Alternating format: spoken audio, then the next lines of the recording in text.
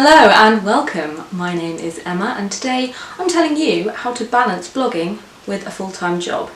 That could be you wanting to blog on the side for fun outside of work, or you actually blogging for your business for work during work hours.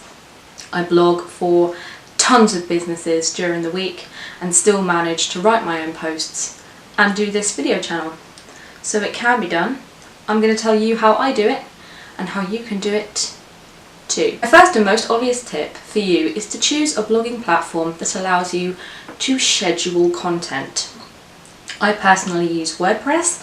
It allows me to pick the time and the date that the post is going to go live. So what I do is I go through, schedule up a month's worth of content, working titles, dates, go live dates, so that I can see everything in chronological order. I know it's going to go live on time, same time every week, so that my readers can expect consistency from me. Consistency is the number one thing to build a readership on and to build a successful blog on. If people don't know what you're putting out, when you're going to put it out, what it's going to be, if it's erratic and jumps all over the place, it's incredibly difficult to foster a loyal readership. So you need to make sure that you are remaining consistent, and you can only really do that when you schedule content. Sometimes I'm away on holiday, but my posts will go out on time because I've done the work ahead of schedule and it's all nicely ready for me. So pick a blogging platform that allows you to schedule content. Tip number 2 is to always use a content plan. You cannot hope to run a successful blog without a content plan anyway, and you cannot hope to balance a hectic full-time job and full-time life and run a blog without a content plan. I've created a wealth of content on how you can make your own content plan. I'll bung it for you in the description box below, but essentially what you need to do is go out and find what your perfect ideal reader is reading, what they're asking, how they like to read things, when they like to read things, and you're bringing it all together, mixing in a little bit of seasonality, maybe going out there and looking at which keywords are ranking, which content in a similar field to yours is ranking, styling out different versions of that, and charting a monthly plan that will really work for your specific readership. So once you have that, as I say, you can go back onto your blogging platform and map it all out so you know in your mind exactly what is going live when.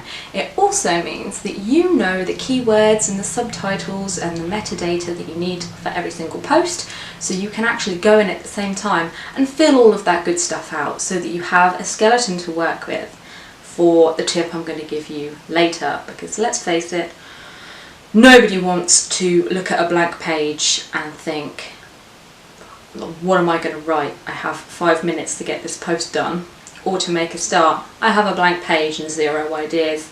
I am buggered. That's not going to happen if you use a content plan and you do all your keyword research and you get a nice sexy outline done for your posts before you even come to write. Easy.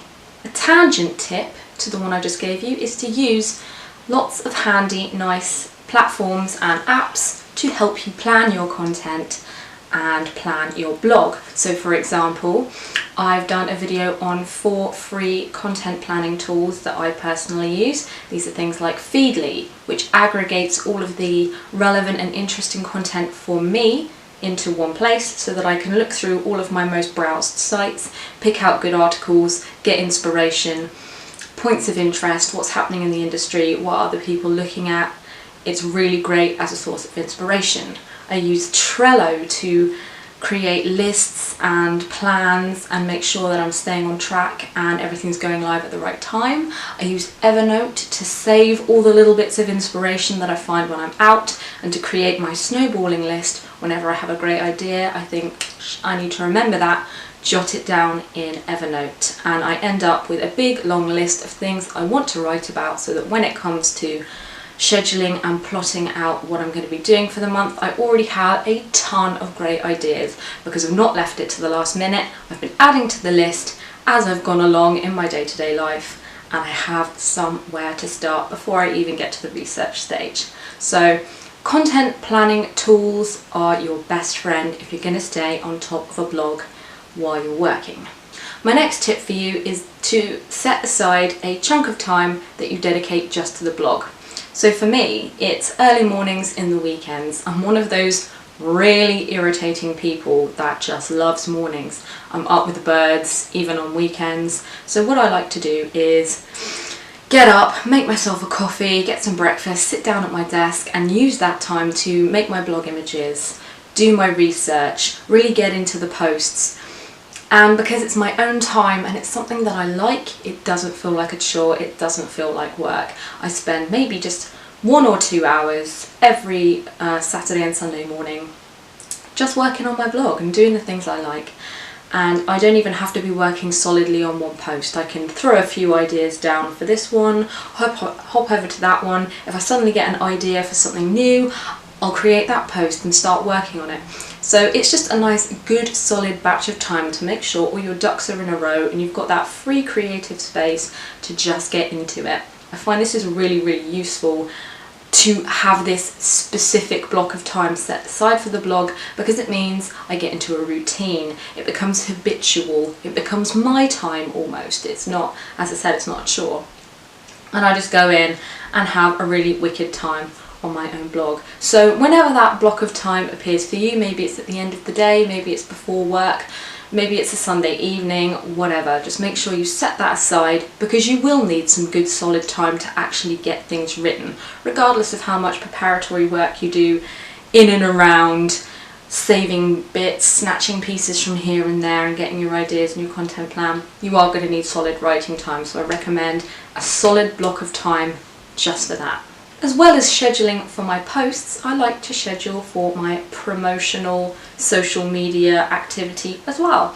So when I've got all of my posts set out and I'm confident that they're ready to go, I will head into Buffer, which is connected to my Twitter account, because that is the only social media account that I have.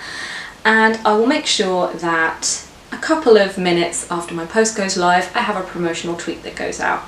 And I like to promote my current post 2 times a week and then use the other days of the week to promote older content that I've done that I feel is still relevant right here, right now, in this month, season, day, current event, whatever. So I'm always promoting content that I've created, whether it's this week or 10 months ago. So people are aware that stuff's going on my blog. It's not static. There's not a barren wasteland of content. People will always be able to hop back in and go and read something. So make sure that you schedule your promotional stuff as well as the posts themselves. I also like to make sure that I have a little bit of time set aside every month to reset, as it were. So I will use that time to plan the next month's content, get my content plan back up and ready, set all my posts back up and go back to 0. That way, as I work through the month and posts are going out, I'm filling that hole. So I'm always about a month in advance with the content that I have ready to go. This means that if I have a full-on week and I can't spare the time to write, or I go away on holiday or something comes up, I know I'm covered, I can relax. I'm not working flying by the seat of my pants trying to generate a post for the week it's due to go live. That's crazy and it's not sustainable, and something will happen and you will miss a post, and then once you've missed one, it's super easy to miss the next and the next and the next, and it's a really convenient excuse to stop blogging, and that's not what you want to do. You want to write a blog, which is why you're watching this video. Running a successful blog in and around daily life is all about learning how and when to snatch little bits of time so that you can nip in and do a little bit, nip in and do a little bit. I find that this is particularly helpful for researching ideas for my content plan for the upcoming month, and for popping in and adding out subheaders for the posts and keywords and metadata and anything that I can just do quickly in 5 minutes. Anything that you can do quickly in 5 minutes is going to help set you up for those times where you have a nice block of time to just sit down and write. It makes the whole thing feel more manageable. As I said before, you do not want to sit down, stare at a blank page without an idea, without a structure, just basically with absolutely no clue, because that's going to make the whole job a hell of a lot harder for you. This is all about finding ways to make it feel easy and to make it feel intuitive. It's not difficult to balance a blog in real life, and I'm not just saying that because I blog for my work and I have to do it. I really enjoy it. Blogging is something that I do for myself. My own blog is just for me, and if it helps other people then that's great, but I like it because it's mine. So I hope this has been helpful for you. Shall we have a little recap? You're going to pick a platform that allows you to schedule your content. You're going to team this with a platform that helps you schedule your promotional social content. You're going to gather all of these cool, fun, sexy apps that help you aggregate content for ideas, plan and chart your content plan and when things are going to be going live, and save ideas just to make the whole process of content planning much easier. You're going to create a content plan and stick to it. You're going to hop in and flesh out all of your working titles and blog posts with subheaders and keywords and metadata and pictures. You're going to set aside a block of time every week to go in and get creative and actually write the posts.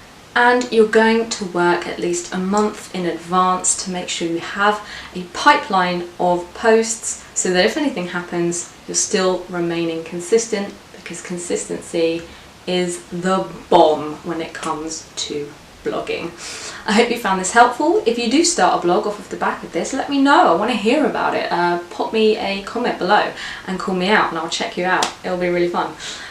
You can also find my blog at jotjotboom.com if you want to check out the things that I write about.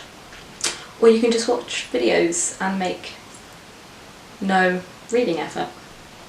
If you've got any questions, you can find me on Twitter at EJCownley, or again, you can leave a comment below. And if you like this video, give it a thumbs up and subscribe, and I'll see you same time, same place next week. Take care. Whether or not you run